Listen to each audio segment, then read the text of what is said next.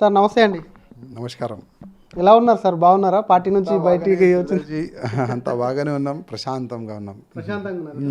ఏం సార్ గత కొద్ది రోజులుగా కొన్ని వార్తలు నడుస్తున్నాయి. మళ్ళీ రాజాసింగ్ బీజేపీలోకి తిరిగి వస్తాడంటున్నారు. మరి వచ్చేటువంటి ప్రయత్నం చేస్తాడంటున్నారు. ఎప్పుడు వస్తున్నారు సార్? మళ్ళీ ఎప్పుడు జాయిన్ అవుతారా ఏంటి?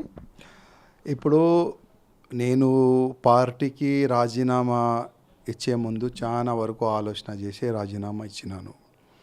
నేను అనుకున్నాను, నేను రాజీనామా ఇచ్చిన తర్వాత మా కేంద్ర పెద్దలు అసలు తెలంగాణలో ఏమి జరుగుతుంది వాళ్ళు ఒక రిపోర్ట్ తెప్పించుకుంటారని నేను అనుకున్నా. అసలు తెలంగాణలో ఎందుకు బీజేపీ గవర్నమెంట్ వస్తలేదు, ఒకసారి వాళ్ళు ఆలోచన చేస్తారేమో అని అనుకున్నా.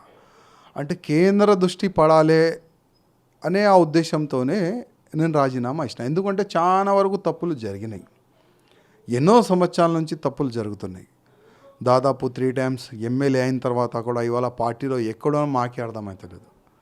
ఇవాళ అంటే 2018లో మొత్తం స్టేట్లో మా గోషామల్ ప్రజల ఆశీర్వాదం వల్ల ఒక్కటి సీటు మేము గెలిచినాము.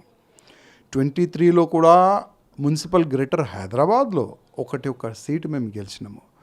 ఇంత గెలిచిన తర్వాత, ఇంత పార్టీకి ఇంత స్ట్రాంగ్ చేసిన తర్వాత కూడా అసలు మాకు ఆ విలువ ఎందుకు దొరుకుతలేదు, కొన్ని బాధలు ఉన్నాయి.